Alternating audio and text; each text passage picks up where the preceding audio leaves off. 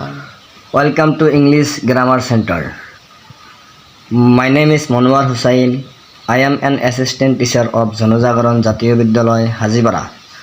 মৰমৰ ছাত্ৰ ছাত্ৰীসকল আজি তোমালোকৰ কাৰণে লৈ আহিছো অবজেক্টিভ কোৱেশ্চনৰ সলিউশন যেটো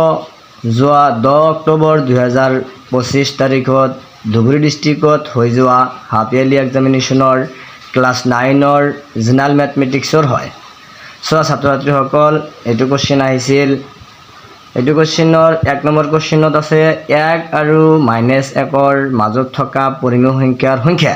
মানে 1 আৰু -1 ৰ মাজত কেইটা পৰিমেয় সংখ্যা আছে এটো সকলোৱে জানা ছাত্ৰ ছাত্ৰীসকল এটো ইনফিনিটলি হ'ব आंसर অপচন ডি তাৰ পিছত 2 নম্বৰ কোৱেশ্চনটোৰ आंसर হ'ব অপচন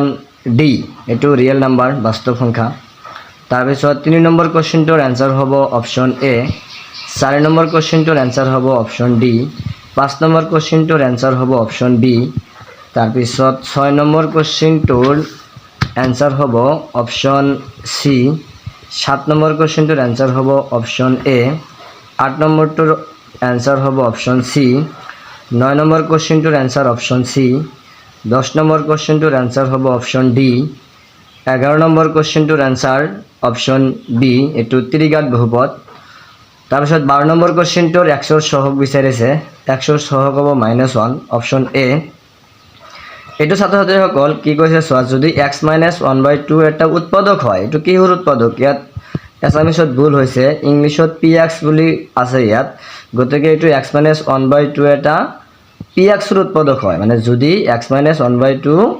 এটা px ৰ উৎপাদক হয় তেন্তে p of 1/2 ৰ মান কিমান হ'ব এটো নিশ্চয় যদি উৎপাদক হয় তেনেহলে p of 1/2 ৰ মান 0 হ'ব এটো অপচন ডি তাৰ পিছত তলৰ কোনটো দুৰ্বক বহুপদ যেটো চলক না থাকে হেতুয়ে এটো হ'ব বি তাৰ পিছত x⁴ - x ৰ উৎপাদকৰ সংখ্যা ছাত্ৰ ছাত্ৰীসকল এটো ব্যতিক্ৰমী কোৱেশ্চন এটো 3 হ'ব তোমালোকে হয়তো 4 ভাবিছা নহয় 3 হ'ব आंसर তাৰ পিছত 16 নম্বৰ কোৱেশ্চনটোৰ आंसर এটো y অক্ষৰ পৰা দূৰত্ব কৈছে y অক্ষৰ পৰা দূৰত্ব কলে x স্থানাংকৰ মানটো হয় x স্থানাংকত -4 আছে কিন্তু দূৰত্ব ঋণাত্মক হ'ব নোৱাৰে সেই কাৰণে आंसर বি হ'ব 4 x অক্ষৰ ওপৰত থকা সকলো বিন্দুৰ কোটি x অক্ষৰ ওপৰত থকা কোনো এটা বিন্দুৰ স্থানাংকৰ আৰ্হি x, 0 গতিকে 0 টো হৈছে কোটি গতিকে এটো आंसर 0 হ'ব অপচন এ 18 নম্বৰ কোৱেশ্চনটোৰ आंसर অপচন সি হ'ব 19 নম্বৰ কোৱেশ্চনটোৰ आंसर অপচন বি 20 নম্বৰটোৰ आंसर অপচন এ 21 নম্বৰটোৰ आंसर অপচন বি তাৰ পিছত 22 নম্বৰ কোৱেশ্চনটোৰ आंसर হ'ব অপচন ডি 21 নম্বৰ কোৱেশ্চনটোৰ आंसर হ'ব অপচন সি তৃতীয় চকত 24 নম্বৰ কোৱেশ্চনত কি কৈছে কিন্তু শৰ্তত এটো ভুল হৈছে এটো কি হ'ব কি শৰ্তত x + by + c = 0 লেখডাল হ'ব ইয়াত লেখডাল মূল বিন্দুৰে যায় এটো c = 0 তাৰপিছত তলৰ কোনটো জোৰ সহমৌলিক এটো 2,3 তাৰপিছত 0.01% ৰ মান এটো 26 নম্বৰ কোৱেশ্চন ইয়াৰ आंसरটো হ'ব অপচন ডি অযুগ্ম সংখ্যাৰ সাধাৰণ ৰূপটো হল 27 নম্বৰ কোৱেশ্চনটোৰ आंसर হ'ব অপচন এ তাৰপিছত 0.81 হ'ব এটো ভুল হৈছে আসামিছত 0.81 বাৰ ইয়াক p/q আকৃতিত প্ৰকাশ কৰিলে হ'ব এটো কোৱেশ্চন ভুল আছে এটো এনেকুৱা হ'ব যে 0.81 বাৰৰ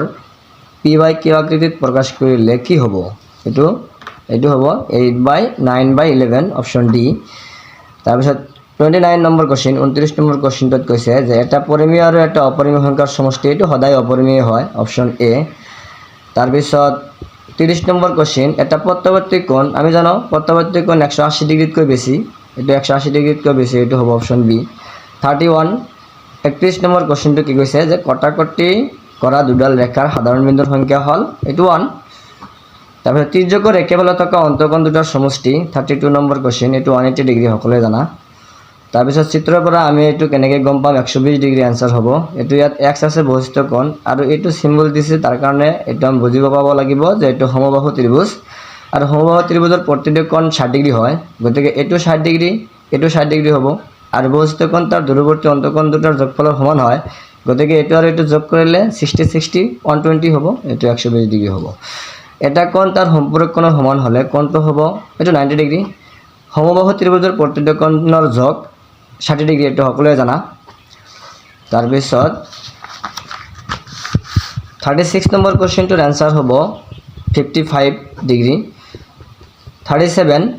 কি কৈছে ত্ৰিভুজৰ সমান বাহুৰ বিপৰীত কোণবোৰ সদায় সমান তলৰ কোণটো ত্ৰিভুজৰ সৰ্বাংগ সমতাৰ শৰ্ত নহয় এটো এছএছএ অপশন ডি ৰাইট 39 নম্বৰ কোৱেশ্চন 39 নম্বৰ কোৱেশ্চনটোৰ আনসাৰ হ'ব অপশন ডি 45 ডিগ্ৰী 40 নম্বৰ কোৱেশ্চনটোৰ আনসাৰ হ'ব অপশন এ এটো অনুশীলনীৰ পৰা ডাইৰেক্ট কোৱেশ্চন আহিছে তাৰপিছত 41 নম্বৰ কোৱেশ্চনটোৰ আনসাৰ হ'ব অপশন এ তাৰপিছত 42 নম্বৰ কোৱেশ্চনটোৰ আনসাৰ এটো কোৱেশ্চন অলপ ভুল আছে এটো এনেকুৱা হ'ব যে সমান্তৰিকৰ কৰ্ণই সমান্তৰিকটোক দুটা সৰ্বসম ড্যাশত ভাগ কৰে ইয়াত ড্যাশ হ'ব এই ড্যাশত কি হ'ব এটো ত্ৰিভুজ হ'ব যে সমান্তৰিকৰ কৰ্ণই সমান্তৰিকটোক দুটা সৰ্বসম ত্ৰিভুজত ভাগ কৰে এটো ত্ৰিভুজ হ'ব তাৰপিছত যদি এটা সমান্তৰিকৰ কৰ্ণ দুডাল পৰস্পৰ সমান হয় তেন্তে ই এটা আয়ত কাৰণ আয়তৰ কৰ্ণ দুডালহে পৰস্পৰ সমান তাৰপিছত 44 অৰ্থাৎ 44 নম্বৰ কোৱেশ্চনটো কি হৈছে